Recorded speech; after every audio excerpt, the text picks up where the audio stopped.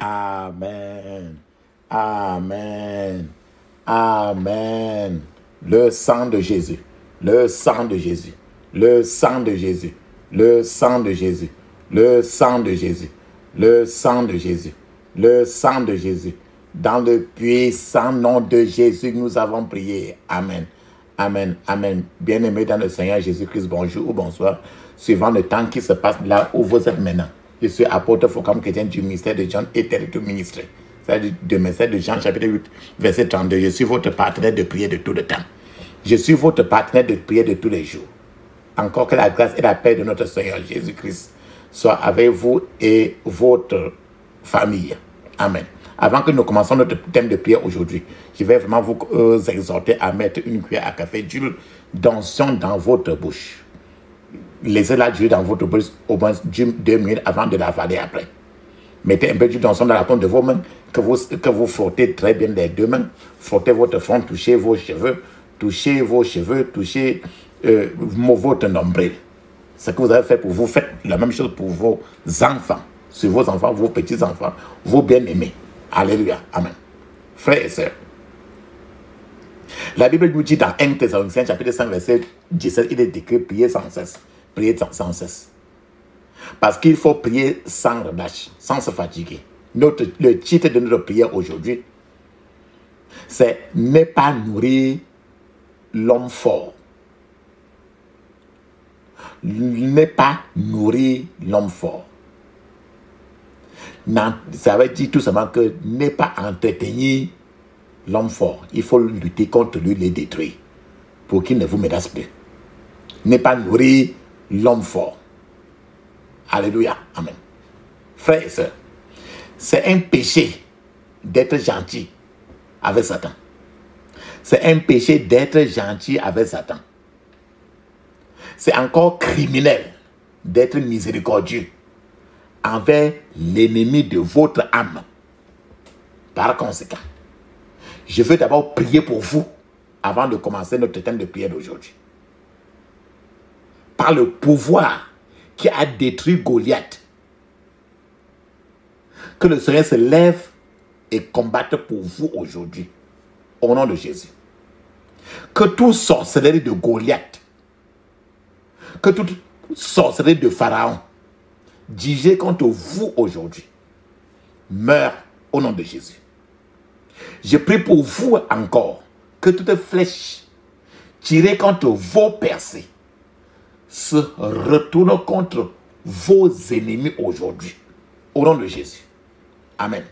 Frères et sœurs, il y a 2 passages qui sont très cruciaux pour ce sujet, le sujet de l'homme fort.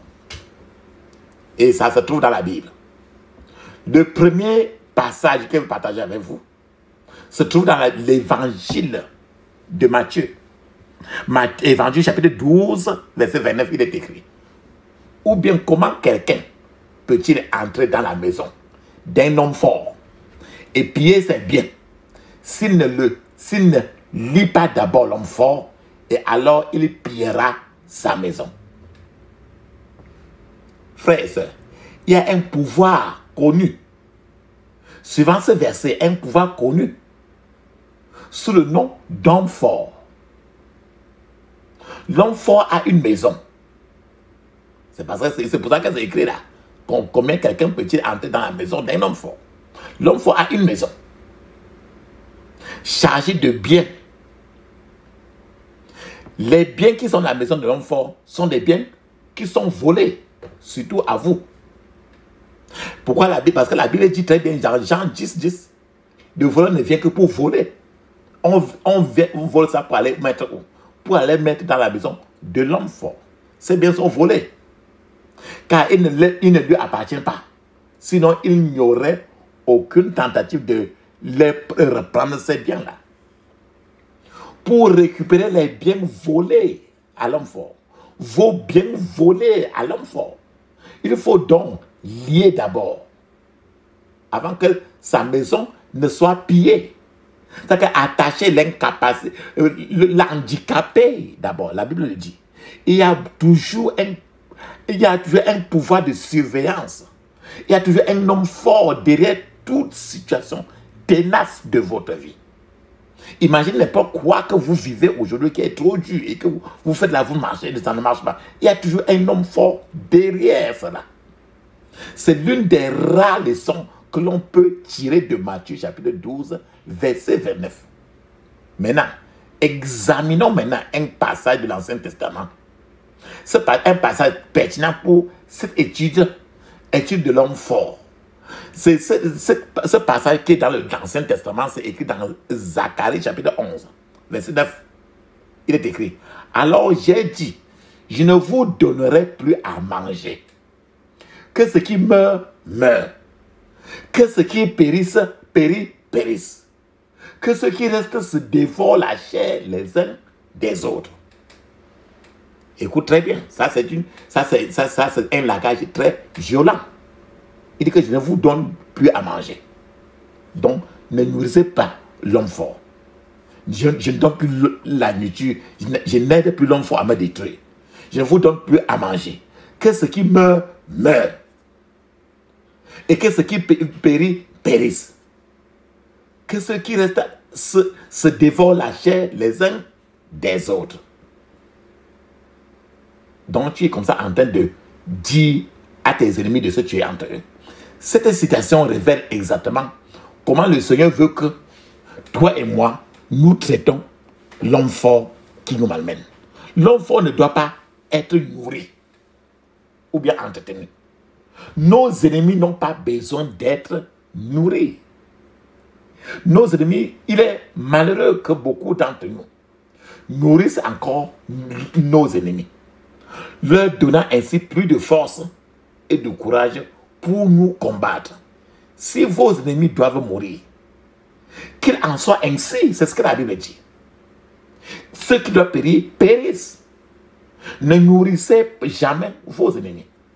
S'ils doivent être retranchés de la même manière, qu'il en soit ainsi. Mais pour nourrir les ennemis, Dieu ne nous en préserve pas. Cela réjouirait mon cœur, papa, maman, si les autres ennemis qui ne sont pas morts de faim périssaient en s'entretuant, en mangeant leur propre chair et en buvant leur propre sang. C'est ce que ce passage dit.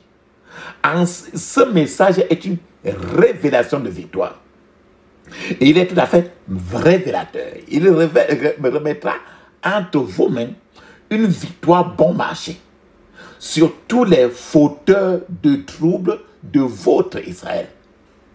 Il vous fera triompher de vos ennemis avec facilité.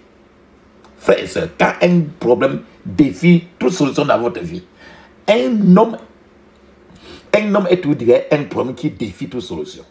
Je vous donne un témoignage. Un homme était membre d'une église particulière. Cet homme-là avait un problème très grave qui semblait défier toute solution, y compris même les prières. L'homme est allé de partout, de part et d'autre, de gauche à droite, à la recherche d'une solution, mais en vain. Il a essayé plusieurs prêtres féticheurs, les marabouts, les sorciers et tout, y compris ceux qui pressent même le sabbat pour parler, comme moyen de divination. Mais il n'y avait aucune solution en vue à son problème. Il avait gaspillé tout ce qu'il avait à chercher toutes les solutions humaines possibles au problème qu'il avait. Papa, maman. Et il avait oublié Dieu, le contrôleur de l'univers entier. Au lieu de s'améliorer, sa situation s'est aggravée au fur et à mesure qu'il cherchait des solutions de part et d'autre. Un jour, la sœur cadette de cet homme est venue et lui a promis de l'amener chez un autre féticheur qui pourrait facilement l'aider. Ils sont allés voir le féticheur. Le féticheur a sorti son oracle afin de faire les incantations et les divinations. Le féticheur a alors dit: hey, monsieur, excusez-moi, monsieur, retournez à votre église. Il y a suffisamment de puissance dans votre église pour vous libérer. l'homme maintenant a répondu à ce féticheur. L'homme a dit, mais je sais qu'il y avait une église avant que je vienne à vous. Pourquoi ne pouvez-vous pas simplement m'aider? Vous me retournez à l'église. Je sais qu'il y a des églises, mais vous me retournez pourquoi? Le féticheur a encore répondu à ce frère que je dois vous dire la vérité, pure et simple.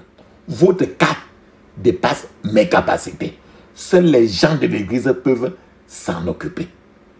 À l'étonnement de l'homme, le féticheur a cité un passage biblique qu'il n'avait jamais entendu auparavant. Le féticheur a dit, n'as-tu pas lu dans le livre de la Genèse que lorsque tu seras fort, tu ôteras le joug de dessus ton cou? Le féticheur a alors conclu, va chercher la puissance, alors tu pourras ôter le joug de ton cou. Frères et sœurs, le genre de problème auquel cet homme était confronté était têtu. Il ne faudra rien d'autre que Dieu pour délivrer une telle personne. Lorsqu'un problème ne trouve pas de solution, cela signifie qu'il existe une personnalité maléfique derrière ce problème qui entretient. Et cette personnalité maléfique qui est derrière ce problème-là, il est appelé l'homme fort qui supervise un tel problème. Frères et sœurs, il existe des prières techniques à prier dans de tels cas. Et regarde n'importe quel problème que tu fais face. Il y a toujours un homme fort là derrière. Donc il existe des prières techniques à prier dans de tels cas pour déloger l'ennemi responsable de ce problème-là. Parfois, un tel homme fort pousse les gens au désespoir et au découragement de sorte qu'ils pensent que Dieu ne répond plus aux prières et qu'il les a oubliés. Il y a quelque temps, papa, un frère, par exemple, s'est intéressé au problème d'un aveugle particulier. Il y avait un aveugle particulier, un aveugle très gentil. Alors le frère a pris sur lui la charge de partir chaque fois pour prier pour l'aveugle. Le premier jour, le frère est parti prier pour l'aveugle. L'aveugle a pu voir et a même pu montrer les boutons qui étaient sur l'habit de ce frère. Avec ce développement, le frère a senti qu'il devait continuer à prier pour l'aveugle-là, jusqu'à ce que le miracle soit parfait dans la vie de cet aveugle-là. Un jour, le frère s'est rendu là-bas et a dit à l'homme de sortir tous l'aveugle-là, de sortir tous les charmes, tous les gris-gris qu'il avait. Et le pouvoir fétichiste qu'il utilisait. L'homme les a sortis, l'aveugle les a sortis, et le frère les a brûlés à la place de l'aveugle. Alors la prière a continué sur une bonne route. Le frère a été surpris un jour, quand il est arrivé pour prier, et a découvert que la situation du type s'était même plutôt empirée. Le pire, c'est que l'homme ne voyait même plus. C'est rentré encore à un niveau zéro. L'homme ne voyait même plus du tout. Le frère a crié à Dieu. Ce frère maintenant qui venait prier le besoin pour l'aveugle là, il a crié à Dieu. Pourquoi cela s'est-il passé encore? Dieu a alors parlé au frère et lui a dit, si tu veux connaître la source du problème de cet aveugle, va rendre visite. Rends visite à cet homme à minuit. Bon, comme Dieu a dit au frère, au lieu de rencontrer l'homme à l'heure normale qu'il s'était attendu pour prier le plus souvent, ce frère a décidé d'aller là-bas au compteur vers minuit. Quand le frère est arrivé là-bas pour prier avec l'aveugle, quand il est arrivé là-bas, il a vu l'homme avec une femme, une femme sur le lit de l'aveugle. Mais le frère priait avec l'homme pour un miracle. Le frère ne se rendait pas compte que l'homme avait un homme fort qui se tenait contre lui Et c'est l'homme fort là qui était la prostitution sexuelle. Frères et sœurs, dans le royaume des ténèbres, il existe de nombreux départements, de nombreux départements maléfiques, sataniques, tels que le département du remplacement du joug, le département de la résurrection des troubles, c'est-à-dire qu'un problème fini, on remet encore. Le département de la résurrection des troubles, le département du regroupement, le département de recrutement. Par conséquent, un enfant de Dieu qui prie contre le remplacement, le regroupement et le recrutement est en train de faire une prière vraiment efficace. Quand tu finis ta prière en disant « J'interdis tout contre-attaque, regroupement, tout remplacement, tout recrutement », tu commences en train de prier une prière très efficace. Avant de prier, avant de continuer, papa, je veux prier pour vous. Cette prière 3 en 1. Il n'y aura pas de renfort. Il n'y aura pas de remplacement. Il n'y aura pas de regroupement pour tout homme fort contre votre vie au nom de Jésus. Frères et sœurs, c'est une prière comme celle-ci qui peut donner une percée totale à un individu. Lorsque l'homme fort est totalement détruit, des percées totales et retentissements en seront le résultat. C'est donc un désastre majeur pour une personne de commencer à nourrir l'homme fort au lieu de tuer l'homme fort. C'est pour ça que vous devez réaliser que nous prions et nous finissons toutes nos prières avec « J'interdis toute contre-attaque, regroupement, renforcement, recrutement contre moi et ma famille. » Donc, ceux qui nourrissent et entretiennent encore l'homme fort, je vais vous donner un certain nombre de listes de gens qui nourrissent et entretiennent l'homme fort au lieu de tuer l'homme fort. Premièrement, il y a l'ignorant. Beaucoup ne savent pas quoi faire et comment le faire. Beaucoup ne sont absolument pas conscients du chemin parcouru par l'homme fort dans leur vie. Il y a des hommes, il y a des femmes que l'ennemi a totalement aveuglés. Satan a fermé leurs oreilles au fait qu'il existe même une entité qu'on appelle homme fort. Certains gens vous diront même que le diable même n'existe même pas. Ce sont des gens ignorants. Ils nient l'existence des sorcières. Ces gens-là, il y a des gens qui nient l'existence même des sorciers. Ceux qui croient en l'existence de ces êtres vous diront que vous n'avez pas besoin de prier contre eux puisque Jésus a tout payé et a mis fin à tout quand il a dit que tout est accompli au calvaire. Donc plusieurs gens vont te décourager, ils vont te dire ne prie pas contre les sorciers. De telles personnes ignorantes donnent de la nourriture à leur homme fort et leur homme fort devient toujours très récalcitrant, très élevé et ils sont en train de souffrir. Deuxièmement, il y a les non-croyants qui entretiennent les hommes forts, qui donnent la nourriture aux hommes forts.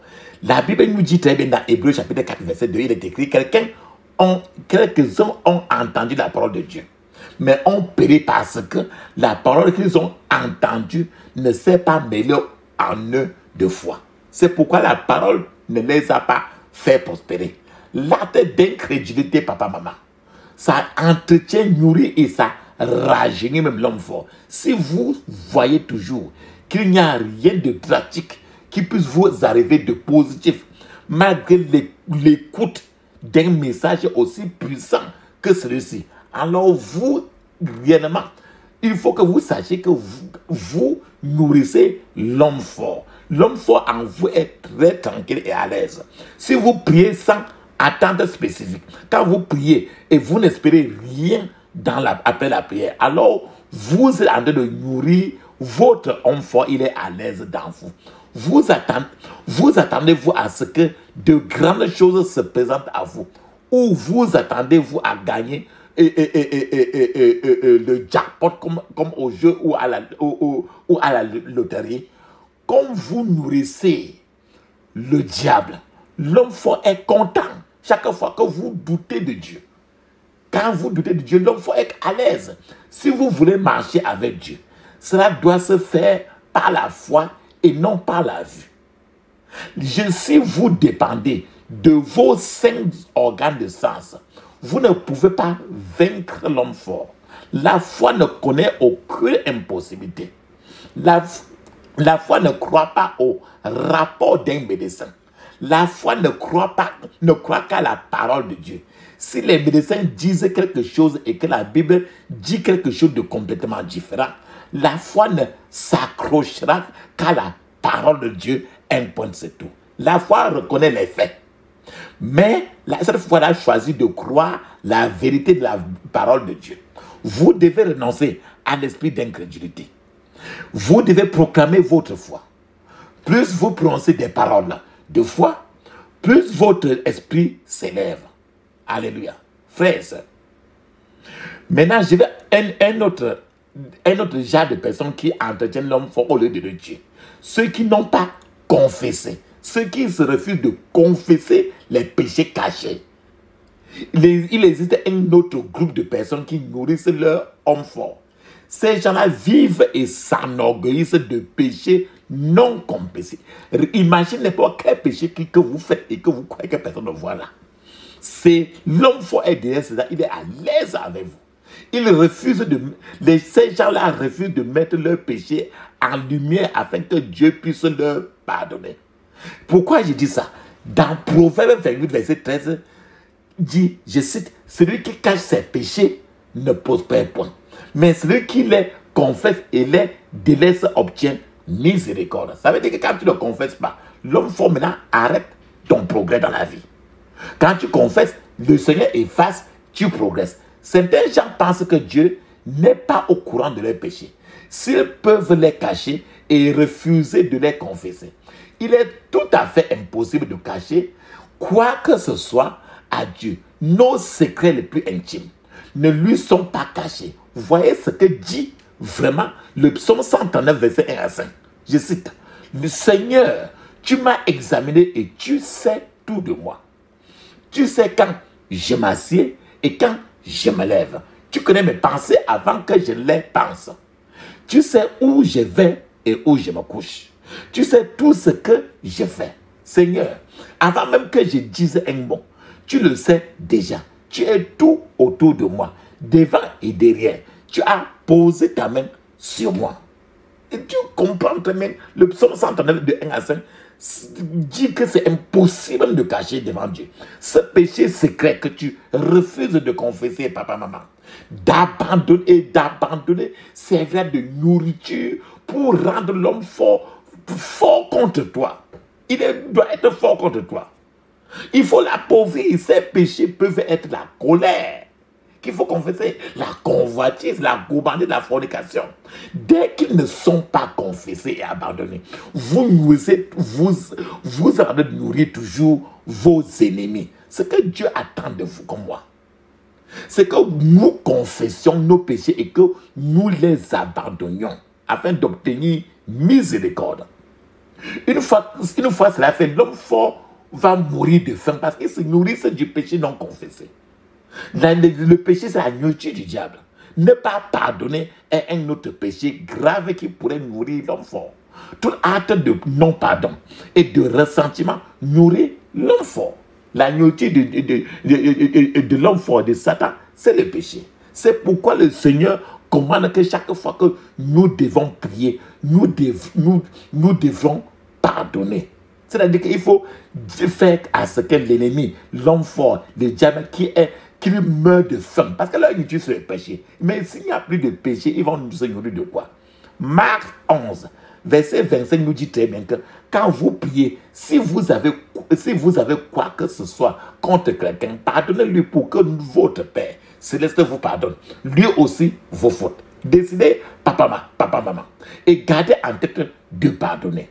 La quatrième liste des gens qui nourrissent et entretiennent l'homme fort, c'est l'implication occulte. Les gens qui ont fait des choses occultistes dans le passé ou bien qui continuent à faire. Dieu déteste l'occultisme et l'idolâtrie. Dieu ne veut pas que son peuple s'implique à l'occultisme. Il met sérieusement en garde contre les pratiques de l'occultisme. Regardez les instructions de Dieu contre les pratiques. Dans Exode 23, verset 25, il est écrit: Et vous servirez l'Éternel votre Dieu. Et il bénira ton pain et ton eau. Et j'éloignerai la maladie du milieu de toi. Frères et sœurs, plusieurs gens portent des choses qui sont ensorcelées par le royaume occulte sur eux. Les hommes et les femmes qui portent ces choses s'identifient inconsciemment au monde du diable. La plupart des boucles d'oreilles, la plupart des colliers, la plupart des sculptures démoniaques que les gens portent aujourd'hui exercent des influences démoniaques qui les soutiennent. Il est terrible que beaucoup d'entre nous utilisent notre argent pour acheter des problèmes pour nous-mêmes. La culture, par exemple, égyptienne, a tellement de sculptures qui sont placées sous forme d'ornements, sous forme de bijoux. Donc, toutes ces choses ont leur nom satanique. Lorsque vous vous impliquez dans la transaction et l'utilisation de ces ornements de bijoux, quoi que ce soit, vous vous empêchez et vous commencez à renforcer votre homme fort contre vous-même. Je donne un petit témoignage. Un frère a prié pour une famille cette famille a été ensorcelée. Après la prière, l'une des filles de la famille a avoué son implication dans la sorcellerie. La première chose qu'elle a dit qui a étonné sa mère était à propos du collier. La chaîne de collier. Elle a dit, maman, sors le collier que tu as acheté en Thaïlande. Sa mère est entrée et est allée dans la chambre. Elle a pris le collier, elle est ressortie. Et la fille a dit, ce collier que tu as là n'est pas le collier que tu as acheté en Thaïlande. J'ai échangé celui de Thaïlande contre un autre dans le monde démoniaque. Celui que tu utilises maintenant est démoniaque et vient de l'eau. C'est à cause de ça que tu as des humeurs hypertensives. C'est-à-dire que tu as l'hypertension, c'est à cause de ça. Papa, maman, cela illustre le fait que ce que la plupart des gens portent habituellement n'est pas simplement ordinaire que tu vois là. Ce que les gens portent habituellement sont soutenus par des forces démoniaques. Vous ne pouvez pas venir dire que vous voulez lier, attacher l'homme fort, alors que les choses, la propriété de l'homme fort se trouve sur vous et dans vous. C'est pour ça que je vous ai dit toujours, enlevez d'abord, lavez-vous avec l'eau de vie, mettez souvent l'huile d'onction.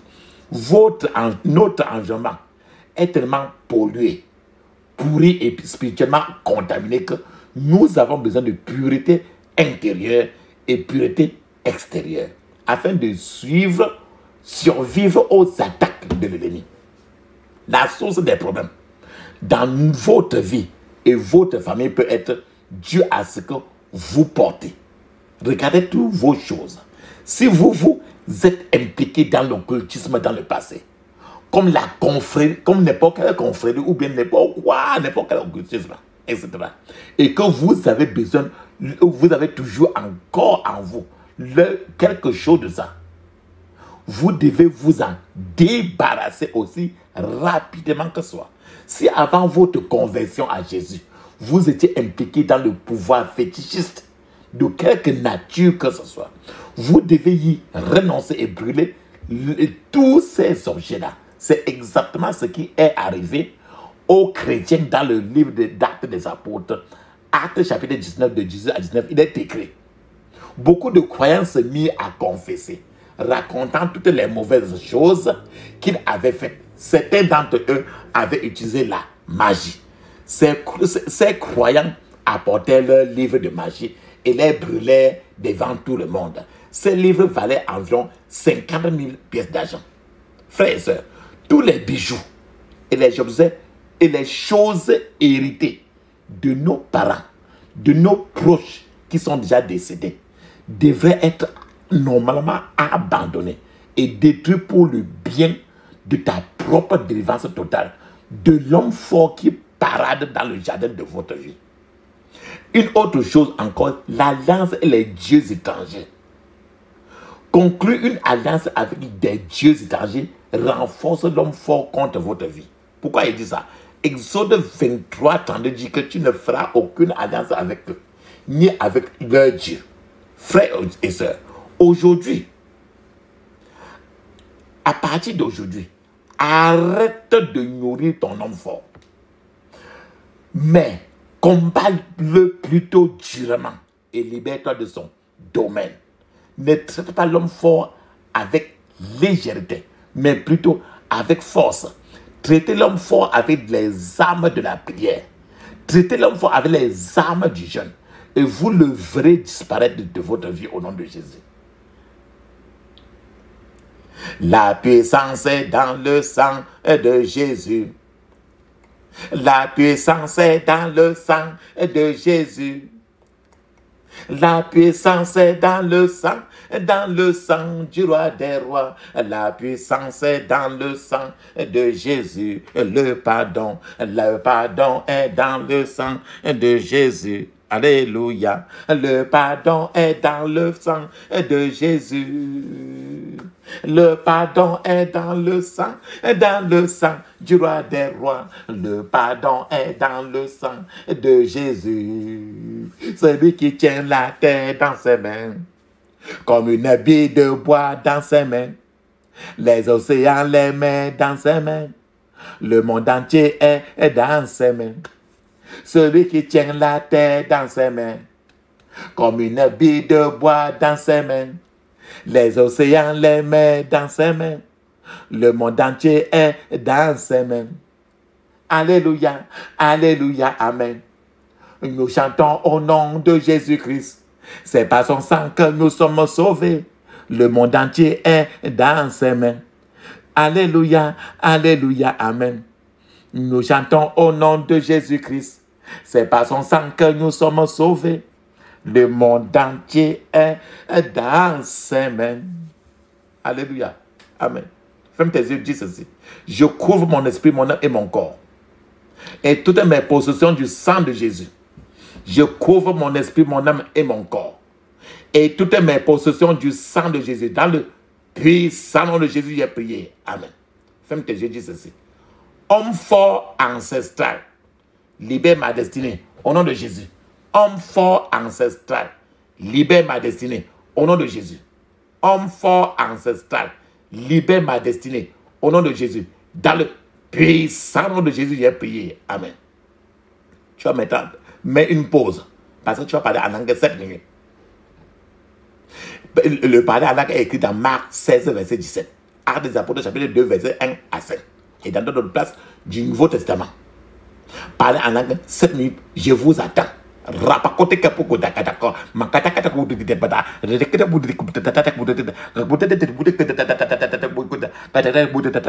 Dans le puissant nom de Jésus, j'ai prié. Amen. Amen. Amen. Ça, c'est très bien ça. Si tu as parlé en langue 7 minutes. Maintenant, ferme tes yeux, ouvre ta bouche, dis ceci. Homme fort ancestral, meurs au nom de Jésus. Homme fort ancestral, meurs au nom de Jésus. Homme fort ancestral, meurs au nom de Jésus. Dans le puissant nom de Jésus, j'ai prié. Amen. Frères et sœurs, tu vas maintenant fermer tes yeux. Dis ceci.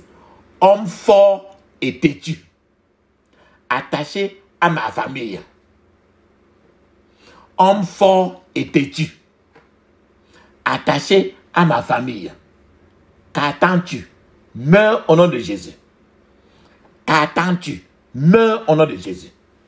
Qu'attends-tu? Meurs au nom de Jésus. Dans le puissant nom de Jésus, j'ai prié. Amen. Frères et sœurs, papa, maman, ferme maintenant tes yeux. Ouvre ta bouche. Tu ne dois dire aucun mot. Même Amen. Ne dis pas. Hein. Même merci. Ne dis pas. Il est temps que tu ne dis. Ferme ça tes yeux, tu ouvres ta bouche. Nous allons appeler le Dieu d'Élie. Et quand nous appelons le Dieu d'Élie, il va relâcher le feu sur toi et moi. Parce qu'il a un feu dévorant. Je vais appeler pour toi et moi. Ferme tes yeux, ouvre ta bouche. Ne dis aucun mot. Feu, feu, feu, feu, feu. Feu, feu, feu, feu, feu. Feu, feu, feu, feu, feu. Feu, feu, feu, feu, feu, feu. Dans le puissant nom de Jésus, nous avons prié. Amen. Amen. Amen. Ça, c'est très bien ça. Maintenant là, nous allons maintenant clôturer notre prière. Ferme tes yeux, ouvre ta bouche, dis ceci. J'interdis toute contre-attaque, tout regroupement, tout renforcement contre moi et ma famille. Au nom de Jésus. J'interdis toute contre-attaque, tout regroupement, tout renforcement contre moi et ma famille. Au nom de Jésus. Dans le puissant nom de Jésus, j'ai prié. Amen. Ferme tes yeux. On va sceller notre prière dans le sang de Jésus. Ferme tes yeux. Ouvre ta bouche. Dis à haute voix. Je scelle toutes mes prières dans le sang de Jésus. Je scelle toutes mes prières dans le sang de Jésus. Dans le puissant nom de Jésus, nous avons prié. Amen. Dis Amen cette fois. Amen. Amen. Amen. Amen. Amen. Amen. Amen. Ça, c'est très bien ça. Maintenant, là, on va parler en anglais 7 minutes. Et je souhaite que vous parlez en anglais 30 à 1 heure de temps. Soyez habitués à parler en anglais beaucoup. Beaucoup. Allons-y, on parle en anglais.